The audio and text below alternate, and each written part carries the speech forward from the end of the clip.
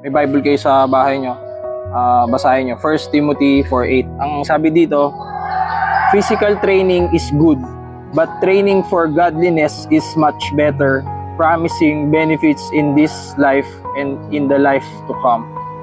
Lahat ba dito naniniwala sa Diyos? Sabi dito na maging maka-Diyos. Paano yun? Sa tingin natin, paano kaya yun? Gia.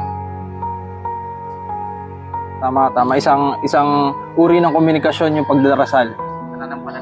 Pananampalataya. Number 1, kailangan may pananampalataya tayo.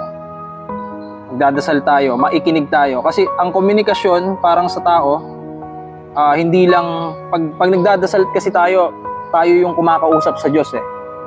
Pero naririnig ba natin na sumasagot? Hindi, di ba? Sumasagot siya through Bible. Kung ano yung sinasabi niya, nandun, nakalagay yun sa Biblia. Kung anong mga sagot niya, sa buhay natin nakikita yon. Pero lahat ng katanungan natin, maitiyan natin sa loob ng Bible. Yun yung mga sagot. Wala sa Diyos ay relasyon, personal mong relasyon. Pag may girlfriend, boyfriend ba tayo, hindi natin gusto kausap. Pag LDR tayo, di ba kailangan gusto natin nagtatawagan, gano'n. Kailangan, napakahalaga sa relasyon yung komunikasyon. So kung may pag-communicate tayo sa Lord, hindi lang tayo magdadasal kasi ang pagdarasal ay isang way ng pagkausap sa Kanya, pero paano niya tayo kakausapin? Magbabasa tayo ng Bible. Gia. Pang. Ay, malakas. Go. Stance mo Stance, wag masyadong nakatayo. Guys, yung stance nyo, ayoko nang nakatayo masyado kasi hindi magaan kayo pag binuhat kayo. Okay? Gusto ko medyo naka-wide. Para pwede kang sumipa, pwede kang sumut. Okay? Go, 1, 2. Go, 1, 2. Huwag masyadong gigil para mas mabilis. Kasi pag masyado ang gigil, malakas.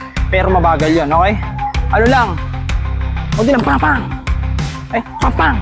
Okay, go. Good, go. Go. Mabilis pa. Go. Mabilis, go. Let's go. Mabilis, go. Saba, go. Pak. Hindi, hakbang dito go. Hindi, umakbang ka. Okay, go. Pak. Roundhouse. Pagka straight, pak.